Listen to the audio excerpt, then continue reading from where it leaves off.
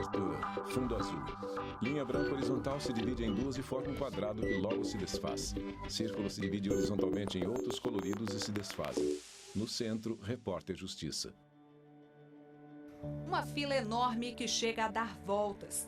Ir ao supermercado em Vinha del Mar, no Chile, exige muita paciência. A entrada é restrita e não para por aí. As medidas para conter o avanço do novo coronavírus são tão severas que é preciso aval da polícia para se deslocar pela cidade. Você entra no site, pede autorização e você pode sair duas vezes por semana. Se você precisar ir no mercado, ir a bancos, farmácias, consultas médicas, ao hospital. As autorizações são como estas, podem não zerar o número de casos de contaminações, mas colocam um freio em quem estava sempre batendo perna pela rua. Desestimula realmente as pessoas a saírem de casa ou saírem o mínimo possível, né? Claro que ainda existem as pessoas que vão sair sem autorização, é passível de multas, são multas bem caras que o governo tem imposto nas pessoas, multas até para estabelecimentos que passam o número permitido de pessoas, também é aplicado multas bem caras. Por lá são 4 as fases da quarentena. A primeira é de isolamento total. Só serviços essenciais funcionam. Na fase 2, estabelecimentos como restaurantes podem abrir, mas com um número limitado de pessoas. Na 3, a quantidade permitida de consumidores em cada local aumenta. Na 4, quase não há mais restrições. Independentemente da fase, há horário pré-estabelecido para se estar em casa. Patrícia já conseguiu ser vacinada, realidade bem diferente da de milhões de brasileiros na mesma faixa etária. É bem complexo e complicado assim quando eu paro para pensar que o Chile e o Brasil têm lidado de maneira oposta, né? Ao lidar com o coronavírus, as medidas têm sido opostas dos dois países, onde o país não... Eu sinto que o Brasil não tem feito muito pela sua população ou dado condições das pessoas ficarem em casa, né? Em Rosário, na Argentina, ruas e praças que antes viviam lotadas agora estão assim. Já no centro, a vida é um pouco mais acelerada. Apesar dos protocolos sanitários estipulados, ainda falta consciência de parte da população para os perigos do vírus. O governo o tempo todo está tentando educar na relação do protocolo, mas as pessoas Gastão não respeitam educador direito. Físico. A maioria das pessoas usa máscara, mas a distância social não é respeitada, tem muita festa clandestina, etc. O resultado não poderia ser outro. Hoje os hospitais eles estão trabalhando no limite, não tem mais camas e tem falta de oxigênio. Por isso estão dando prioridade no atendimento para o Covid, né, para as pessoas que estão numa situação de saúde complexa. No país dos nossos hermanos, o ritmo da vacinação está lento. Gaston continua trabalhando, só que muitos argentinos perderam o emprego durante a crise sanitária. O ano passado o governo deu uma ajuda de 10.000 pesos, o nome foi IFE, que aproximadamente são R$600. Mas neste ano a gente não está recebendo ajuda do governo, só as pessoas de Buenos Aires que están teniendo más casos de COVID. El impacto de la pandemia ha provocado un Alberto aumento de Mesa, de la diretor da pobreza Divisão sin de Desenvolvimento precedentes en Social da las últimas CEPAL. décadas y ha impactado fuertemente la desigualdad de ingresos y de género en la región. A constatação é da Comissão Econômica para a América Latina e o Caribe. Em meio à pandemia, a pobreza e a pobreza extrema aumentaram. O total de pobres chegou a 209 milhões no ano passado. Já o número de pessoas em condições de miserabilidade saltou de 70 milhões em 2019 para 78 milhões em 2020. Um problema grave de saúde pública que deixou a América Latina nos holofotes do mundo. A região é a mais afetada pela Covid-19. A doença aprofundou dilemas que são estruturais e evidenciou a necessidade da população receber ajuda governamental. Periferia em país latino-americano. Todo esse contexto latino-americano nada mais aponta Renato Zerbini, para presidente a do Comitê de Direitos necessidade Econômicos, Sociais e Culturais das Nações Unidas. Isolamento social efetivo. Não há em consequência de tudo o que foi estudado até agora, é dizer, à luz da ciência, outro caminho possível para frear o coronavírus e não seja um eficaz processo, uma eficaz estratégia de isolamento social somada com uma ação efetiva de vacinação constante e duradoura. Nesta coletiva da Organização Pan-Americana de Saúde e da Organização Mundial da Saúde, líderes das duas entidades afirmaram que a pandemia de Covid-19 destacou a urgência no fortalecimento das autoridades reguladoras nacionais para garantir a eficácia de novos medicamentos, vacinas e dispositivos médicos. As organizações também se disseram preocupadas com a falta limitada ou total de estruturas legais e organizacionais para os sistemas regulatórios em vários países. Em Guadalajara, no México, a Maria Eugênia foi vacinada. Por lá, a pandemia não chegou a estourar. Mas a diplomata aposentada vê que a condução da crise tem se dado de forma diferente pelo país. Bem, é uma situação muito difícil para todos. Roncal, aposentada. Hemos tido experiências, ou mais do que experiências, altas e baixas na forma em que o governo ha implementado as políticas públicas e algumas mais exitosas do que outras. Hemos tido sempre o uso da máscara, tentar fazer testes sempre que fosse necessário. Na cidade do México, onde os casos estouraram, está o Hugo, que é brasileiro. Ao longo da pandemia, ele estranhou o comportamento do presidente do país. O próprio presidente, no começo, se comportou de uma forma um pouco negacionista, falando para as pessoas não se preocupar, que podiam se abraçar, que podiam apertar a mão, que podiam sair para comer sem tomar os devidos cuidados, né, como se o vírus não existisse, e ao mesmo tempo entrava em choque, em contradição com essa campanha, né, que rezava uma coisa e ao mesmo tempo o presidente estava falando de outras, né, de outras coisas que entravam em contradição entre si. No México, a população enfrenta a pandemia sem acesso a auxílios como os dados por outros países latino-americanos. Aqui no Brasil, o cubano Roig passou por algumas dificuldades. Tinha trabalho, fiquei, mas que outras pessoas sem oportunidade, não tinha o que fazer. Então, aí isso mudou muito na minha psicologia também. E aí eu procurei ajuda de várias pessoas, mas ninguém podia me ajudar nesse momento. Aí tinha um amigo, ele me ajudou para continuar aqui. Aí eu não sabia se ia ficar aqui, se ia ir embora por conta da situação econômica e que está passando no Brasil, no mundo em geral, e foi isso. Já o imigrante haitiano Jesubon se manteve no emprego. A pandemia, muitas pessoas foram demitidas, mas graças a Deus, eu não. Até agora estou trabalhando, entendeu? Estou gostando muito do Brasil.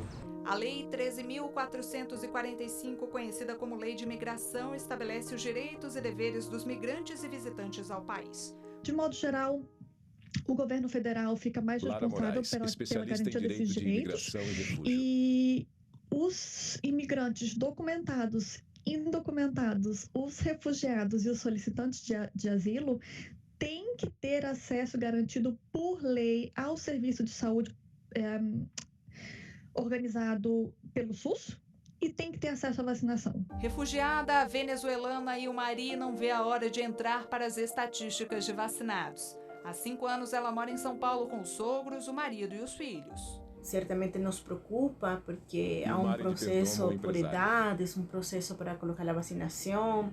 Aí as pessoas que realmente não têm consciência de cuidar e de cuidar dos demais, né? Eu acho que é um direito de todo mundo, né? Mas até agora Por exemplo, meus sogros foram vacinados e foi algo bem dentro da normalidade. Eles têm toda a sua documentação, eles têm direito a receber a vacina e foi assim mesmo, né? Enquanto a vacina não chega para uns, a União vem fazendo a força. Em São Sebastião, cidade próxima a Brasília, venezuelanas se juntaram para criar um ateliê. Elas desenvolveram equipamentos básicos no combate à Covid. Nós começamos simplesmente com máscaras. Neila Roselvipina de Alcalá, desenvolvedora de negócios. Triple segurança, assim como pedia a OMS que se fizeram, outras de um jeito mais simples. Dentro da pandemia também, como a renda familiar de nós estava muito baixa e apenas estamos começando como ateliê, nós tivemos ajuda também de outras organizações que nos brindavam cestas básicas de alimento e também ajuda do governo. Aí nós também tínhamos o auxílio emergencial. E como estará a situação da pandemia em outras partes do mundo? O repórter Leonardo Ferreira esclarece isso e muito mais daqui a pouco. Não saia daí, o intervalo é rápido. Vinheta de transição. No Centro, Repórter Justiça. Vinheta de transição. No Centro, Repórter Justiça. Em Moçambique, na África, o sorriso no rosto do Gilzito tem motivo. Aos poucos, a rotina está voltando. Aqui já está tudo bem, coronavírus já está melhorando pouco a pouco. Então agora dá para passear um pouco, mas temos que lavar as mãos, usar máscara, apesar de não ter agora. Gabriel se mudou para o país um ano antes da pandemia. Além de viver uma nova realidade, viu a moeda local desvalorizar e o preço de produtos básicos de sobrevivência disparar. Isso acabou afetando de uma forma muito grande o país. Gabriel Carrião, cofundador da ONG. Mais da metade da população vive, que a gente chama na zona de pobreza, né? Vive com menos de $2 por dia. Ele é fundador de uma ONG que ajuda crianças moçambicanas em situação de risco.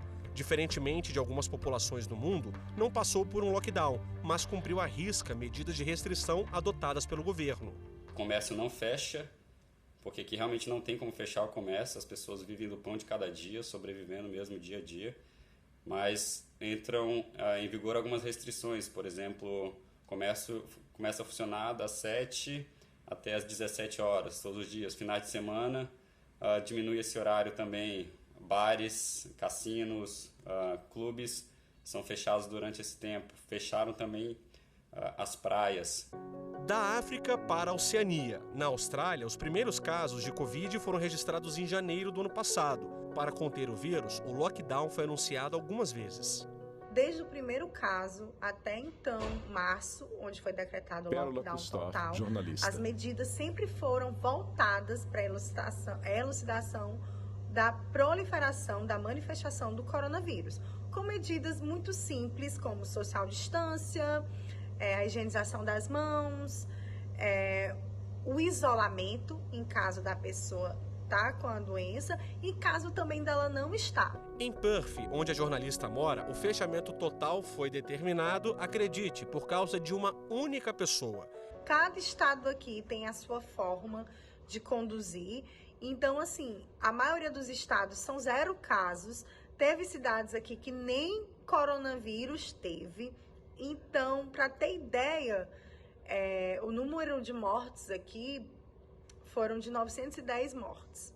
Em Dublin, na Irlanda, muita gente passou a trabalhar de forma remota. Andréia conta que a redução salarial também atingiu uma boa parcela da população, mas o governo local ofereceu um suporte financeiro. Eu conheço algumas pessoas que se mantiveram empregadas, Lasmar, especialista porém em marketing o salário digital. Foi reduzido ou a carga horária é reduzida, então o salário, digamos que ela ganhava 1.000 euros, passou a ganhar 500 euros. E um complemento foi dado pelo governo, então ela, em vez de ganhar só os 500, que seria o que a empresa poderia pagar, começou a receber 600, 700 com esses 200, 100, 200 de auxílio do governo para a empresa. Esse valor variou bastante, não tem uma estimativa, depende de empresa para empresa, o salário que cada um recebia. e qual foi o contrato, né, feito entre o governo e empresa, mas teve sim um auxílio para tentar manter o máximo de empresas abertas possíveis e o máximo de funcionários empregados. A expectativa dos irlandeses é que eles sejam vacinados e, em breve, vejam a economia ser retomada. A gente tinha muito turista vindo para cá, muito estrangeiro, e a gente perdeu bilhões, né, nessa indústria. Então, recuperar isso, não sei como vai ser feito. Fala-se muito de passaporte da vacinação, mas já ouvi falar também que tem vacinas que não vão aceitar, tem vacinas que vão aceitar. Então, assim, está muito ainda no ar, né? Não tem uma definição certa. Neste momento de fragilidade, o caminho é a união entre países ricos e pobres. Os países mais ricos tiveram um acesso... Renato Zerbini, presidente do Comitê de Direitos Econômicos, Sociais e Culturais das Nações Unidas. Do que os países mais pobres. E as consequências são nefastas se não há uma distribuição harmônica e fraterna dos desenvolvimentos científicos para combater o coronavírus. A pergunta que fica no ar é se o mundo está enfrentando o mesmo vírus, por que há resultados tão diferentes? Contaminação em massa, leitos lotados, lockdown, mortes, economia, fome. São muitas realidades dentro de um universo de pandemia extremamente complexo. O pessoal montou uma barreira aqui de alimentos, porque a gente não pode comprar nenhum item que não seja essencial. Então roupa, que tá tudo por ali, ó, por trás, a gente não pode comprar. O vídeo foi gravado pela Camila, que mora em Toronto.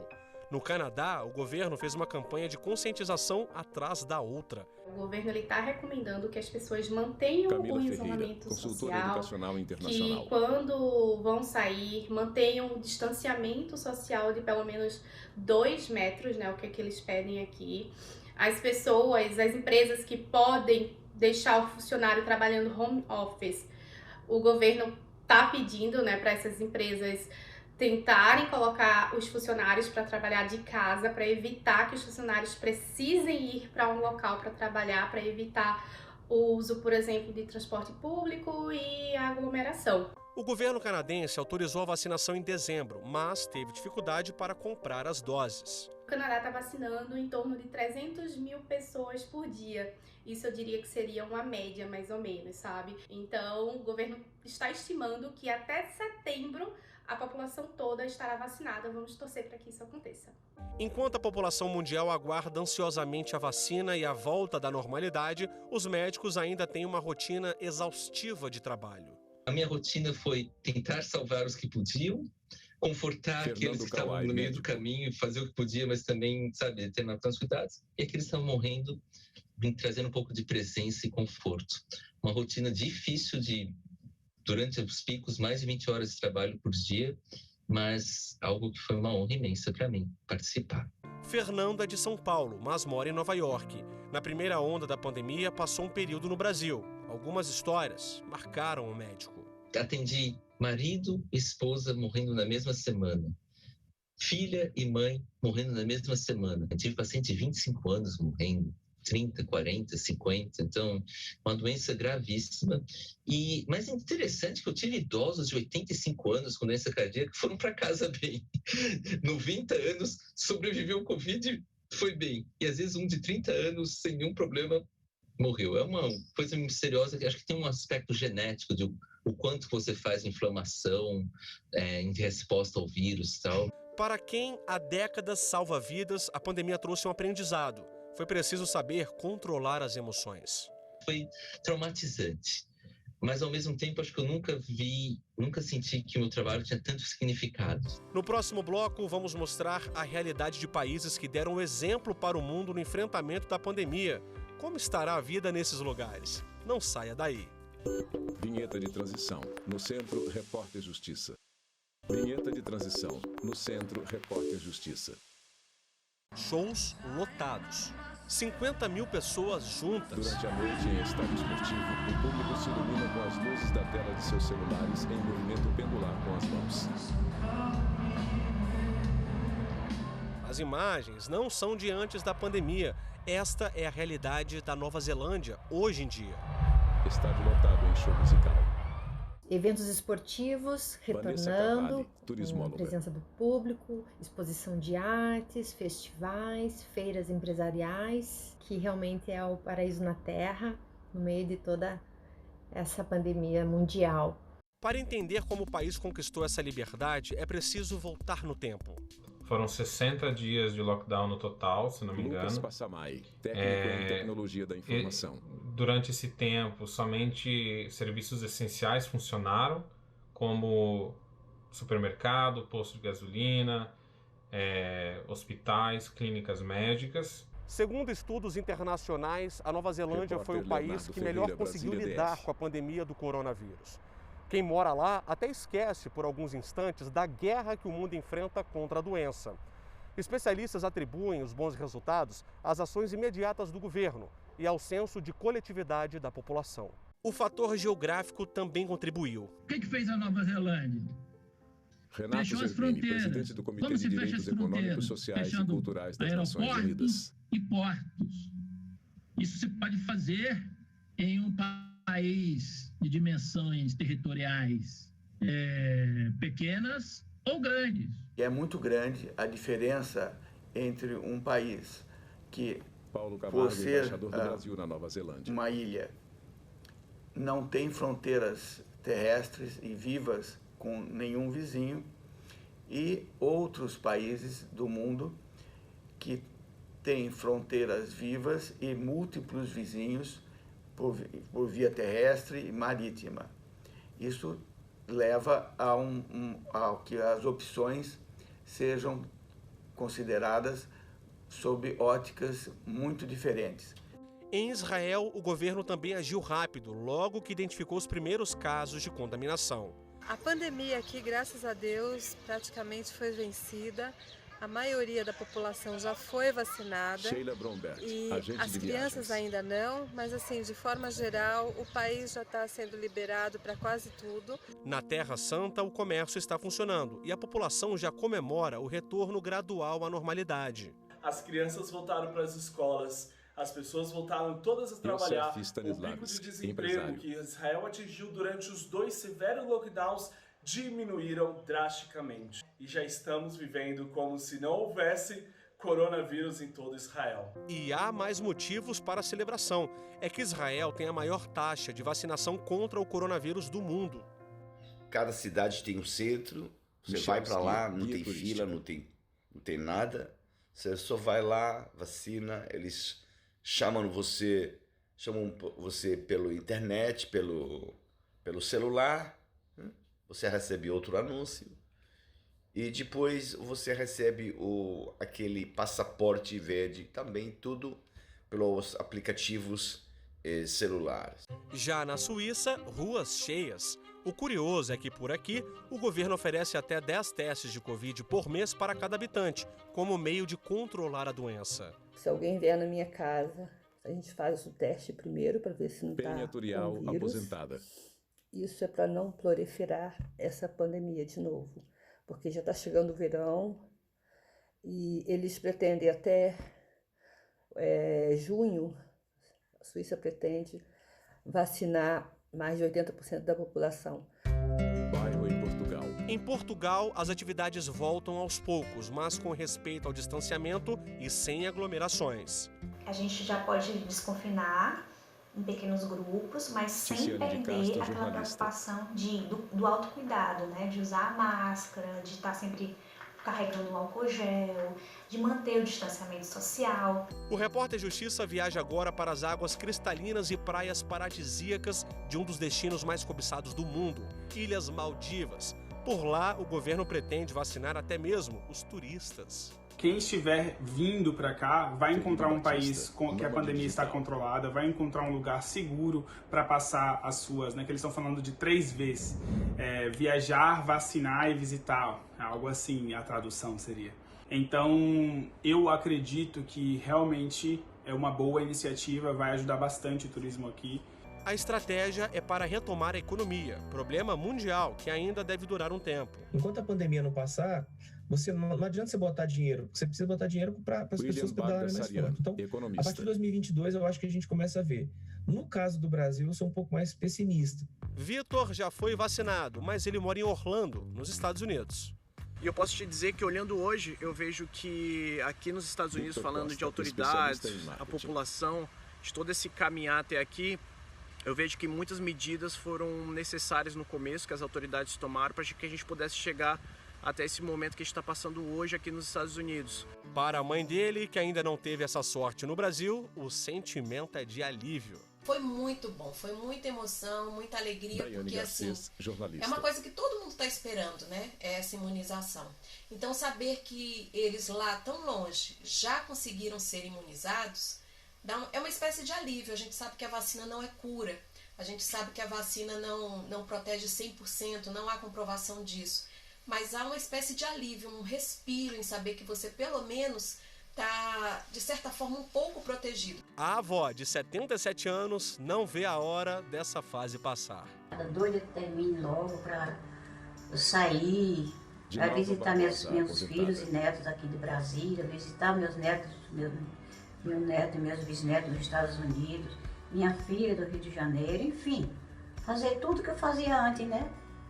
O Repórter Justiça fica por aqui. Já segue o nosso perfil no Instagram, é o TV Justiça Oficial. No YouTube o canal é o mesmo. Se quiser entrar em contato com nossa produção, o e-mail é o reporterjustiça@stf.jus.br.